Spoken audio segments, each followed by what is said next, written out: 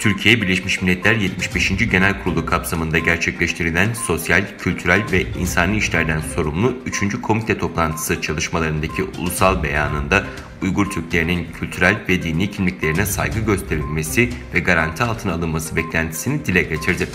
Türkiye beyanında etnik, kültürel ve dini bağlara sahip olduğu Uygur Türklerinin haklarının korunması için çağrıda bulundu.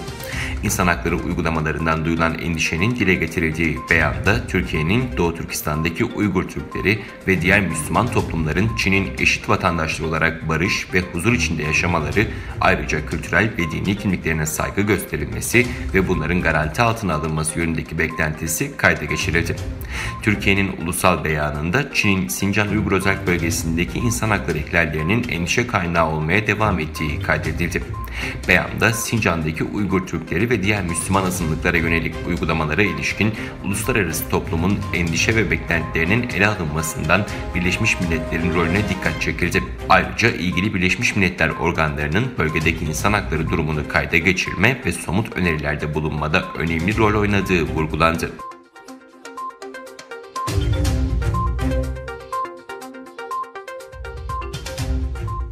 Çin'in Doğu Türkistan'daki Uygurlara yönelik etnik soykırımı devam ediyor. İnsanlar keyfi olarak tutuklanıyor ve gözaltında tutulduğu kamplarda çeşitli işkencelere maruz kalıyor.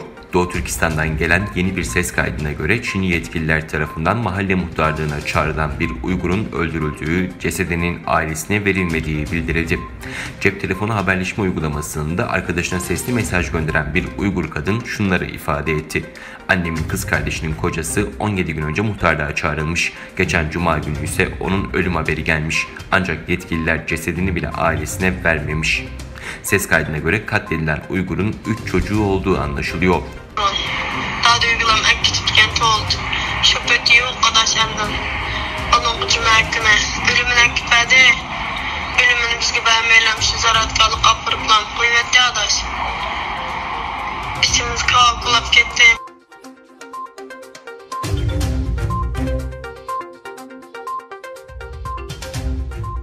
Kazakistan'da her yıl 31 Mayıs siyasi zulüm mağdurlarını anma günü olarak anılıyor. Ülkede yaşayan Uygurlar da çeşitli etkinlikler düzenleyerek 20. yüzyılın ilk yarısında Sovyetler rejimi tarafından bastırılan ve katledilen mağdurları anıyor. Bu sene Almatı'da düzenlenen şehitleri anma programı Çin virüsü nedeniyle kısıtlı sayıda davetliyle yapıldı.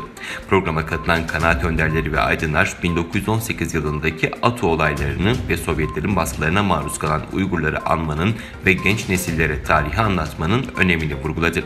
Etkinlikte ayrıca ödül töreni gerçekleştirildi ve şehitler için dua edildi. Kazakistan tarihideki dehşetlik ATO teciyesi, yani 1918 yılı may-iyun aylarında yüz bergen, barıcını hele kunge salgan, siyasi təqibləş qurbanlarının мәңгі өчməs ruhiga bağışlap, nəşr qılınğan Öçməz Xatirə kitabını tonuşturuş, hem şehitler ruhiga atab, dua verip, tazım kılıp, nazır ötküzüş niyetide barçımız ushbu faaliyatga shig'ilib o'tiribmiz. Kelgan qadiminglar merhaba.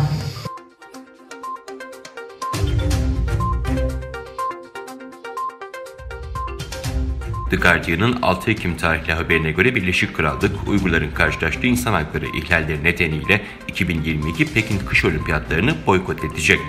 İngiltere Dışişleri Bakanlığı'nın Özel Dış İlişkiler Komitesi toplantısında insan hakları ihlalleri hakkında bir soruyu yanıtlayan İngiltere Dışişleri Bakanı Dominic Raab, Çin'in Uygurlara yönelik hak ihlallerine ilişkin raporların çıkmaya devam etmesi halinde İngiltere, Pekin'de düzenlenecek kış olimpiyatlarına katılmayabilir ifadelerini kullandı. Siyaset ve sporun karıştırılmamasını savunduğunu dile getiren Raab, bazı durumlarda onları ayırt etmek mümkün olmayabilir dedi.